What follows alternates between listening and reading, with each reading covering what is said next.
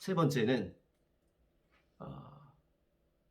자기의 덕을 추구하는 걸 넘어서 교회의 덕을 추구하는 것으로 사도 바울이 소개하는 것이 있는데 너희가 특별히 예언을 하라고 말씀하셨어요. 예언의 은사는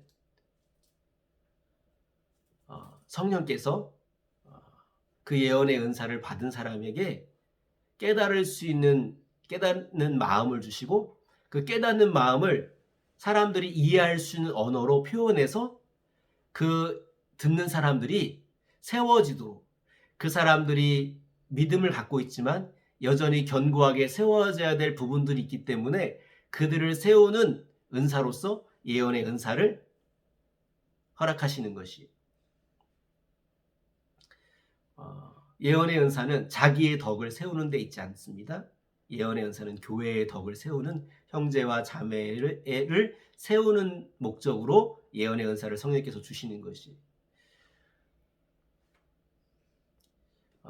예언의 은사는 하나님께 말하는 것이 아니에요. 예언의 은사는 사람에게 말하는 것이. 그리고 이 예언의 은사는 두 종류가 있습니다. 14장 3절의 말씀에 보면 그러나 예언하는 자는 사람에게 말하여 덕을 세우며 권면하며 위로하는 것이요. 예언은 사람에게 말을 하는 것인데 이 말에는 두 종류의 말로 나뉘어져요. 고린도 14장 3절 말씀에 너희는 사람에게 말해서 덕을 세우는 말을 해라. 그리고 권면의 말을 해라. 그리고 위로의 말을 해라. 이것이 예언이라는 것이에요. 두 번째 종류의 예언은 고린도 14장 24절에 나오는데 같이 함께 읽겠습니다. 그러나 다 예언을 하면 믿지 아니하는 자들이나 알지 못하는 자들이 들어와서 모든 사람에게 책망을 들으며 모든 사람에게 판단을 받고 그 마음에 숨은 일들이 드러나게 되므로 엎드려 하나님께 경배하며 하나님이 참으로 너희 가운데 계신다 전파하리라. 여기에 나오는 예언은 말을 하는데 책망의 말과 판단의 말을 하는 예언이 있는 것이에요. 그러니까 사도 바울이 고린도 14장에 너희가 예언을 할 때는 두 종류의 말로 소개하고 있는 거예요. 하나는 덕을 세우는 말, 그리고 권면하고 위로하는 말이 있고 또 하나는 책망의 말과 판단의 말이 있다라는 것이에요. 저는 이것을 예언의 A세트 또는 B세트라고 설명드리고 싶어요. 그러니까 예언에는 A세트로 예언하는 사람이 있고 B세트로 예언하는 사람이 있는 것이. 근데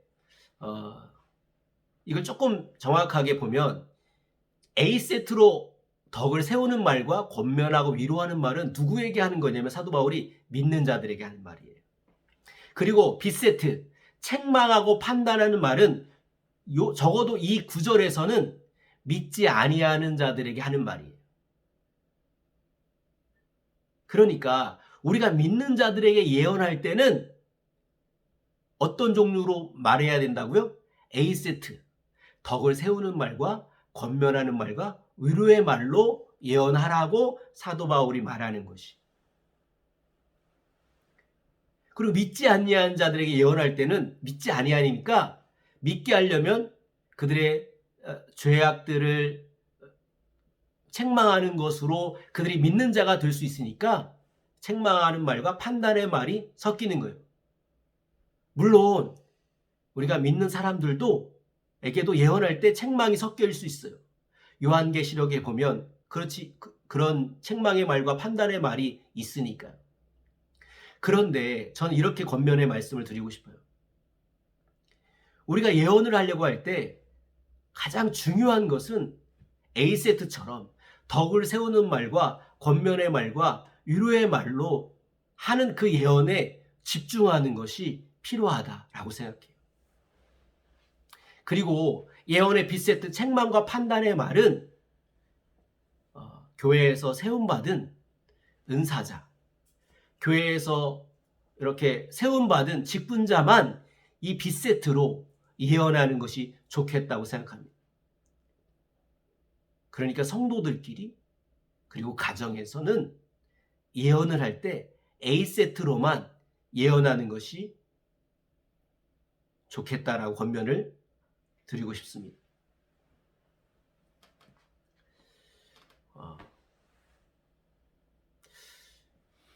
요즘에 여자 배구가 인기가 있습니다.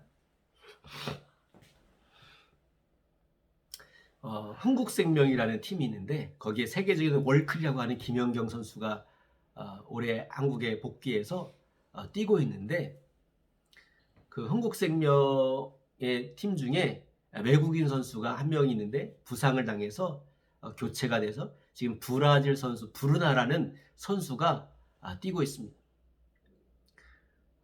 근데 그 선수가 한국에 온 지 한 달밖에 되지 않고 이렇게 적응을 잘 못해서 경기를 했는데 흥국생명과 IBK 기업은행과 경기를 했어요. 근데 그 외국인 선수가 점수를 몇 점을 냈냐면 1점을 냈어요. 1점. 보통 외국인 선수는 30점, 40점씩 내는 사람이거든요. 근데 브루나라는 선수가 1점밖에 못 낸 거예요. 그리고 지난주에 흥국생명이 인삼공사와 시합을 했는데 거기서 이 브루나 선수가 직전 경기에서 1점밖에 못 냈던 선수가 몇 점을 냈냐면 30점을 냈습니다. 그래서 흥국생명이 인삼공사를 3대1로 승리했죠. 기사를 보니까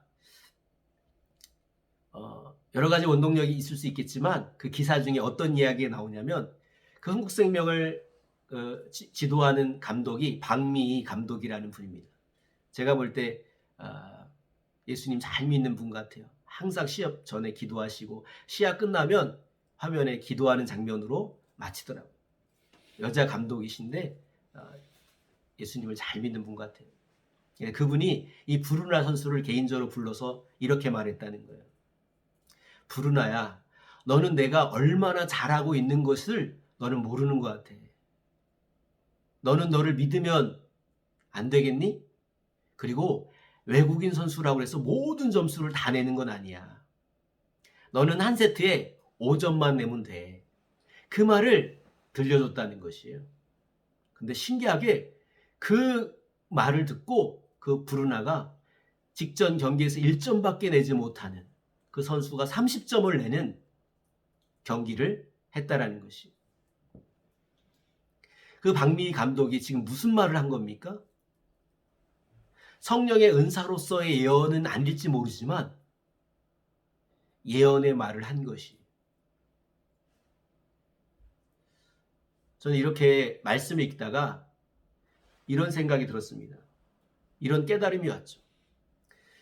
이 예언의 은사는 두 가지로 할 수 있다고 생각합니다. 하나는 성령께서 성령의 은사로서의 예언이 있습니다. 또 하나는 우리가 성경을 통해서 형제와 자매에게 교회에게 예언의 말을 할 수 있다고 생각합니다. 이 박미희 감독이 지금 성령으로서 예언한 수도 있죠. 근데 지금 성경으로서 예언하는 것이 우리 얼마든지 성경으로서 덕을 세우는 말을 할 수 있습니다. 우리 성경으로서 얼마든지 권면의 말을 할 수 있는 것이 위로의 말을 할 수 있는 것이. 그래서 사도 바울이 너희가 신령한 것을 사모하되 특별히 예언을 하려고 할 때 우리는 아직 성령의 은사로서의 예언의 은사가 주어지지 않았을지 모르지만 우리는 성경을 통해서 형제와 자매에게 예언을 할 수 있다는 것을 기억하고 명심해야 합니다.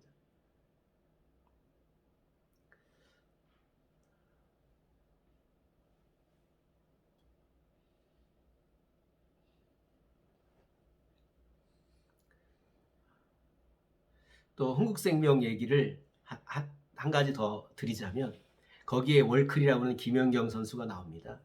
근데 이 선수가 무엇으로 화제가 됐냐면 그 배구도 잘하지만 이번에 연봉을 협상하는데 여자 배구나 남자 배구나 셀러리 캡이라는 게 있어요. 그것은 한 팀에서 선수들에게 연봉을 주는데 23억을 넘으면 안 되는 거예요.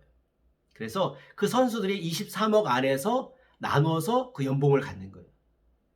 근데 김연경 선수는 그 뭐 터키 리그나 이럴 때 한 연봉이 엄청나게 많은 선수거든요. 근데 한국에는 셀러리 캡이 있기 때문에 자기가 받을 수 있는 연봉이 제한이 있는 거예요. 근데 그 흥국생명 팀에서 김연경 선수에게 줄 수 있는 돈이 얼마 있었어요. 근데 그 얼마를 이야기를 했는데, 그러면 좀 더 많은 돈을 김연경 선수가 받을 수 있었지만, 그러면 다른 선수가 계약을 못 하는 거예요. 그러면 그 선수는 그 팀에서 떠나야 돼. 그래서 김연경 선수가 그렇게 말했다는 거예요. 다른 선수들을 다 계약하고 남은 돈만 받겠다.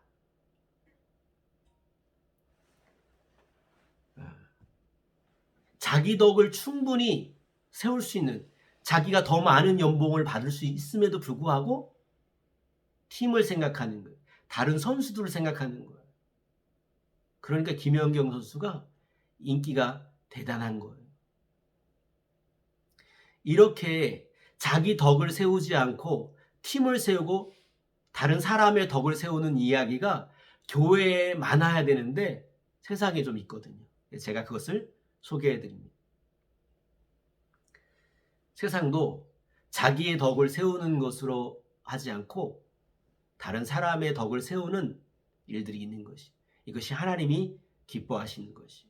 우리는 얼마든지 자기의 덕을 세울 수 있는 그런 모습이 있습니다. 그러나 하나님께서 원하시는 것은 자기가 다 먹을 수 있는 것이.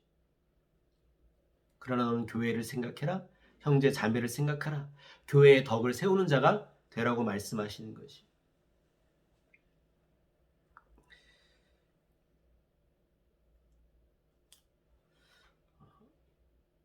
지난주에 저희 둘째가 중학교를 가서 엄마가 가방을 사러 가야 한다고 그래서 수원에 있는 모 백화점에 갔어요. 저는 신기하게 그 백화점에 가면 거기 이 마귀가 막 한 1000마리 사는 것 같아요. 영적으로 얼마나 눌리는지 들어갈 때부터 힘이 빠져요. 근데 보통 여자들은, 저희 아내도 그런데 이 발이 사슴과 같이 이렇게 가볍게 뛰는 것을 봐요. 그래서 제가 백화점에 들어가면서 제 첫째 아들한테 그렇게 말했죠. 야, 가방을 사는데 10분 안에 살 수 있도록 중보기도 좀 같이 하자. 너무 힘들어요. 그러면 자기 덕을 세우는 남편은 그런다는 거예요. 빨리빨리 사라고. 저는 이제 백화점 가면 자기 덕을 세우는 사람이죠. 그런데 그 유명한 연예인 중에 이효리와 이상순이 있는데, 이효리가 이상순한테 당신은 나하고 왜 결혼했냐고 물었다는 거예요. 그랬더니 이상순이 당신 항공 마일리지 쓰려고 결혼했다는 거예요. 그리고 이효리는 나는 오빠하고 말하려고 이야기했다는 거예요. 근데 이상순 씨는 이 말을, 자기를 세우는 말이 아니라 이효리 씨를 위하는 말을 잘한다는 거예요. 똑같이 백화점에 가서 옷을 고르는데 여자는 옷을 고를 때 시간이 부족해요. 그래서 막 옷을 고르고 있는데 이상순 씨는 빨리 골라, 빨리 가야 돼, 이렇게 말하지 않고 그 옷 집에 있는 것 같은데 이런 식으로 말한다는 거예요. 그래서 인기가 있는 거구나. 예언은 자기를 세우지 않고 남을 세우는 거예요. 말을 할 때 자기를 세우는 말을 하지 않고 남을 세우는 말을 한다는 것이에요. 우리는 예언을 할 때 사도 바울이 고린도후서 3장에 하나님이 세우신 일꾼을 두 가지로 나눕니다. 옛 언약의 일꾼과 새 언약의 일꾼이 있다고 얘기해요. 옛 언약의 일꾼은 무엇을 가지고 말하는 사람이냐면 율법을 가지고 이야기하는 것이. 그러니까 율법을 가지고 얘기하니까 책망할 수밖에 없는 거죠. 그리고 판단할 수밖에 없는 것이. 그러나 새 언약의 일꾼은 복음을 가지고 말하라는 것이. 복음은 책망하는 것이 아니에요. 복음은 용서하는 것이. 책망이 있지만 그게 핵심 포인트가 아니에요. 복음의 말은 형제와 자매를 세워주는 말을 하는 것이. 너는 하나님이 사랑하신다. 너와 하나님이 함께 하신다. 너는 하나님이 귀하게 쓰신다. 그리고 걱정하지 마라. 위로의 말을 하는 것이. 사도행전 18장 9절에서 11절 말씀을 함께 보겠습니다.